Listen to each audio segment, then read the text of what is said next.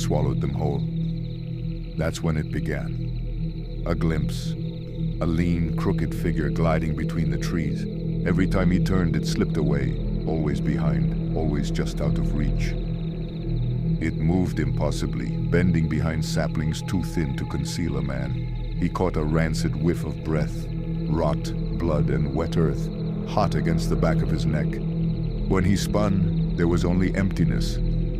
James laughed nervously. "Father, are you chasing ghosts?" But Robert grew pale. I thought I saw something too." They pressed on. The deeper they went, the worse it grew. The woods seemed to rearrange themselves, paths vanishing, trees closing in. At one point, a low, guttural growl rumbled from behind a fallen log. Yet when they approached, nothing. And then they found Edward's rabbit trap.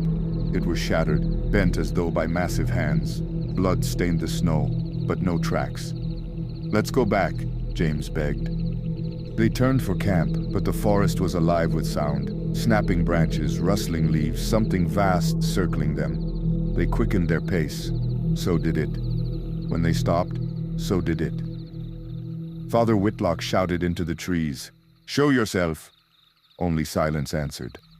Silence so deep, even the boys' breaths seemed too loud. By dusk, they staggered back into camp, but one was missing. Edward, the third son, never returned.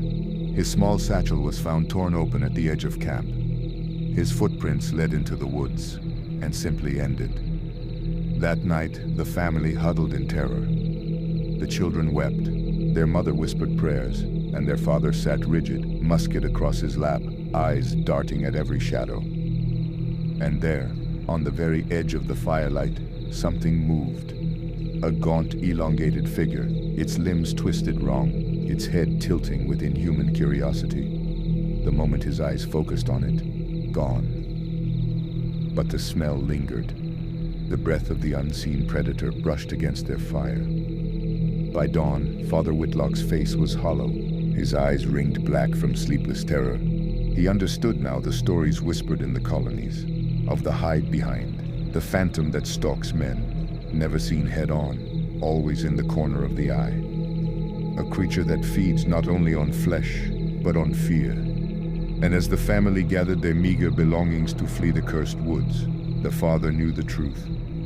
The hide behind was still there, waiting, and it would never let them leave. The forest beyond the creek, Leshy. Vince hated crowded campsites. Every summer it seemed the woods grew smaller, filled with noisy families,